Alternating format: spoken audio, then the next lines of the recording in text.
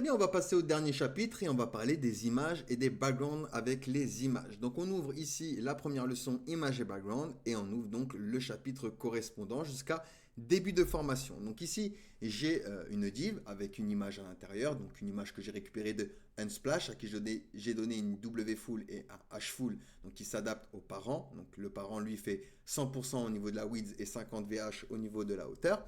Et on va pouvoir gérer le comportement de l'image grâce à Object. Donc par exemple, vous avez Cover pour qui couvre tout le parent, d'accord? Donc il va s'adapter et du coup, l'image va être responsive. On va perdre un petit peu sur les côtés, mais elle va être responsive, vous voyez. On a également Content pour qu'il s'adapte au contenu. Donc hop, ici, il va s'adapter au contenu et pareil, hein, on va avoir quelque chose de responsif, mais par rapport au contenu, vous avez également File, Scale Down, etc. Donc hop, vous pouvez mettre File par exemple, hop, Scale Down, etc. On a également la possibilité de gérer le positionnement de l'image. Donc par exemple ici, pour la deuxième, je vais lui dire Object None. Et ici, je vais lui dire Object Bottom.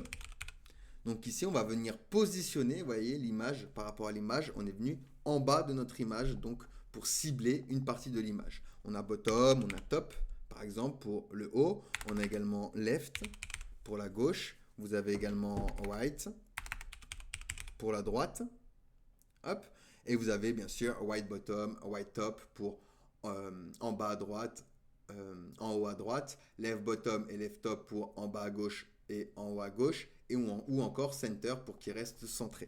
Donc, hop, center pour qu'il reste au centre de l'image. Ensuite, on va pouvoir gérer le background au niveau de nos images. Donc, vous voyez ici, tac, j'ai une image, ok, que j'ai donné par rapport au background image dans un style inline, d'accord.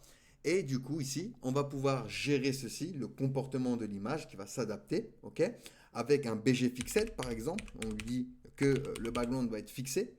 Et du coup, le fait de faire ceci, lorsque je vais scroller, déjà, vous voyez, hop, l'image va se suivre comme ceci. Donc, elle va se répéter. Et pour ça, on va pouvoir enlever le repeat avec un BG no repeat. Donc, ne te répète pas. Hop, et vous voyez là, il ne va pas se répéter. Par contre, on va avoir un blanc. Et ça, on va pouvoir le gérer également avec un BG cover, par exemple. Donc, tu couvres ton parent. Et ici, vous voyez, hop, on va avoir un effet de parallaxe assez sympa avec 2-3 lignes avec Tailwind CSS. Donc ici, vous avez Fixed, vous pouvez mettre local ou scroll. BG repeat, vous pouvez mettre no repeat ou repeat X, repeat Y également.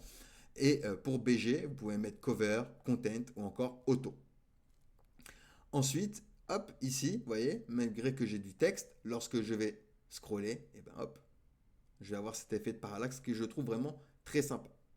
Ensuite, ici, hop, on vient tout en bas de notre image. Et ben ici, on va pouvoir également gérer les bordures et également gérer l'origine de notre background. Donc pour ça, on peut ajouter par exemple un border dashit déjà pour la bordure. Et ensuite, on va pouvoir faire un BG no repeat pour pas qu'il se répète. BG cover.